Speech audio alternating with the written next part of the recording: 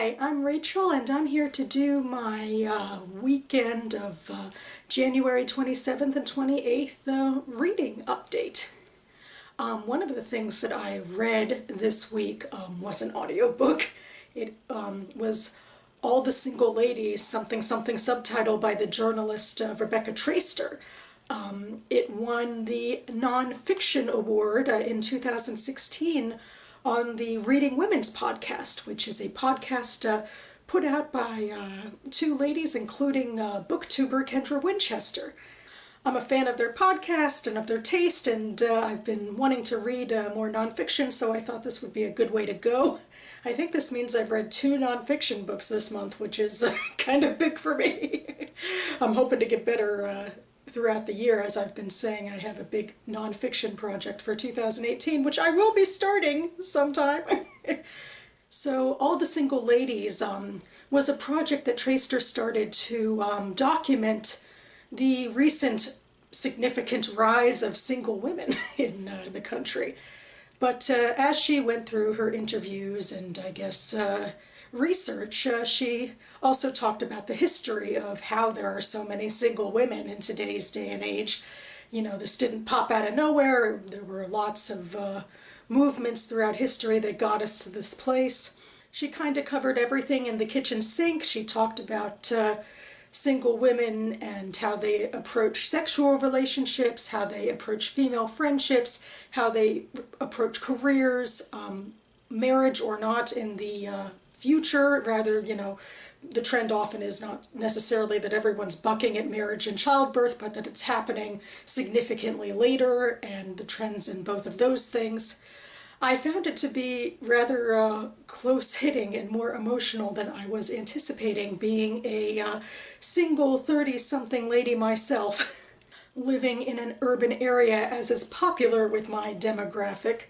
I felt, I guess, significantly more part of a group than I have in a while, although parts of my situation are a little less common, I suppose, and anyway, that's completely subjective, but I definitely, it brought up a lot of feelings about my own life. But in terms of research, I think it was very impressive, and I think I regret, in a way, listening to it on audiobook. It would have behooved me to read it more slowly, maybe take notes, particularly when Traister did go into the similarities and differences between like well-off white women and women of color, and particularly African-American women throughout history, and their relationships with being single and what that meant within their lives and communities.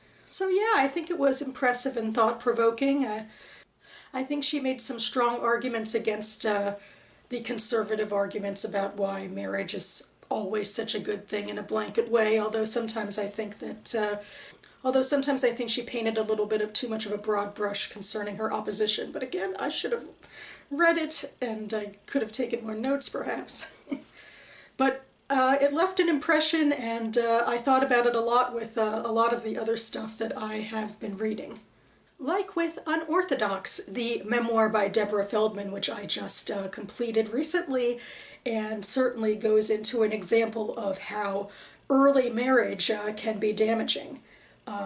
Deborah Feldman grew up in the Satmar Hasidic sect, a very fundamentalist, ultra-Orthodox sect of Judaism, and she goes into incidences in her childhood and her young adulthood and why they led to her leaving the religion. I think it was a little uneven, really. Ultimately, I came away with it feeling a little uneven. I think her childhood was more fleshed out. The characters in her life felt like real people. I liked how she incorporated her love of secular literature into figuring out who she was as a young girl. But I think when she got married, things got rather dramatic, and it seems like she saw her in-laws in rather black and white terms. There was a lot of drama in her marriage and in her relationship with her in-laws, and I'm sure a lot of that was, you know, just accurate, and there was some stuff going on, some painful stuff concerning her marriage and her sexuality and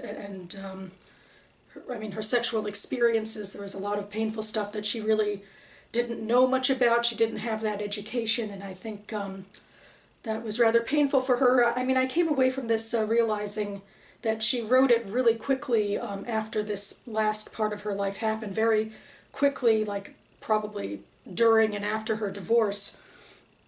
I think that part of the story was rather vague and jumpy and didn't go into a lot of detail because I think it was rather recent, and I think she was still working through a lot of that stuff. And reading between the lines, I think that she wrote this memoir as a way to get out of the community, because, you know, to leave that community and to join an alien secular world, it could be a death sentence, financially speaking, and this was a product that people would like, you know, the memoir of a ex-fundamentalist, as it were, and so she had that to sell. I mean, I think it's a little cynical that way, but I think that, I mean, it's honest for where she was at the time, writing this in her mid-20s, and it got her out of the community and into a new life, and so that was good. And I think that there was, you know, some honest, poignant stuff in here that was worth reading.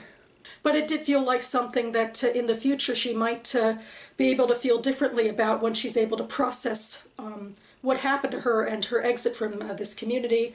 I mean, she's written another memoir since this one came out about 10 years ago, give or take, well, a little less than 10 years ago. Her memoir about her experiences shortly after leaving the community, and now I believe she lives in Germany and has written a novel in German that I don't believe has been published. And I think that's interesting too, because she started out in Manhattan, and I think going by some articles that I read, she had some disagreements about her marketing with her publishers, and that maybe she's found a little bit more peace in Germany, or maybe that's just me hoping that for her, but that's what it sounds like. She's now in her early 30s living with her son. I've been wanting to read this for a while. I guess it caused a little bit of a stir when it was published. I mean, I think a lot of ex-Orthodox memoirs tend to do that, but this one I think caught a little more fervor than most, and I'm glad I read it, and I think it's an interesting look into where you are in your life when you write a memoir. Like, you know, you could have a little more distance, or it could be right when you're in the middle of all those feelings and transitions, and this one fit the latter, I believe, and it was an interesting look. And then I finished this novel, All Grown Up, by Jami Attenberg, which in all the single ladies parlance, she is like sort of the most stereotypical woman that Traister interviewed, from my take. I mean, the women that Traister interviewed, well, I don't know. The protagonist in this, Andrea's probably a little less on her feet than a lot of those women, but she's pretty sexually experienced. She is not career-oriented, but she has a pretty decent job, and she spends a lot of time talking about her female relationships and how things change when her friends, you know, get married and so forth, and that's some of the stuff that was of the most interest to me.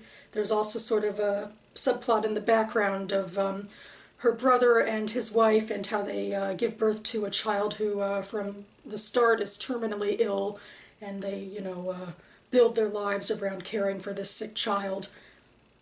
I mean, but the format of this novel is vignettes of Andrea through her teenage years a little bit, but mostly in her 20s through 40, talking about bits and pieces of her life, some sexual exploits, some friendship exploits.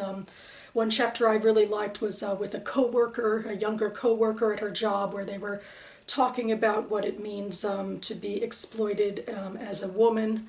And overall, though, I don't think I bought into the hype of this book as much as it's been propped up to me as a wonderful book. I actually think I enjoy Attenberg's The Middlesteins, an earlier novel, a bit better. I think it's weird to me because Andrea as a character is a lot like me. She's living a somewhat isolated single lady life, is a little bit self-involved. We have differences in background and experiences to a degree, but I like that Attenberg can find the humanity in a character such as this, who, like, in her life story, she's like in her life story, she kind of has the least call for sympathy. Like, you know, you would maybe want to follow her brother and her sister-in-law around and what it means to care for a sick child. I mean, I gravitated toward that because I have a niece, and that niece means everything to me. But Andrea, you know, is relatively doing well. A lot of her problems are self-inflicted.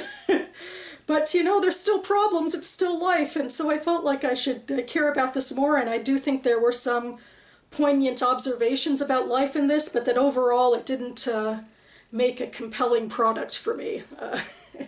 I don't know, I seem to have a lot of conflicted subjective feelings about this, and maybe I'm being too hard on myself. Maybe my life would be more interesting in it than Andrea's. Or maybe it wouldn't be, and that's why I'm a fiction writer. But anyway, that's mostly where I stand with this. I read it as part of my Jewish-themed novels published in 2016, and this fits the barely culturally Jewish expression novel, where it comes up very vaguely and occasionally, but is not a big part of Andrea's life. And I'm still not completely finished with reading my Best American Short Stories of 2017 as guest edited by Meg Wolitzer, and I feel a little bit bad about that. I definitely want to get this finished before the end of the month. I have just a couple more stories to go. I'm also a little disappointed in how I don't think this collection is blowing me away, despite how much I love Meg Wolitzer as an author. Of the two most recent stories that I read, one I really didn't like, decided to make a note of not liking it for my not like pile. And the other one I liked, I don't think I noted it as one of the best of the stories in this collection, but I did like it. It was Last Day on Earth by Eric Puncher.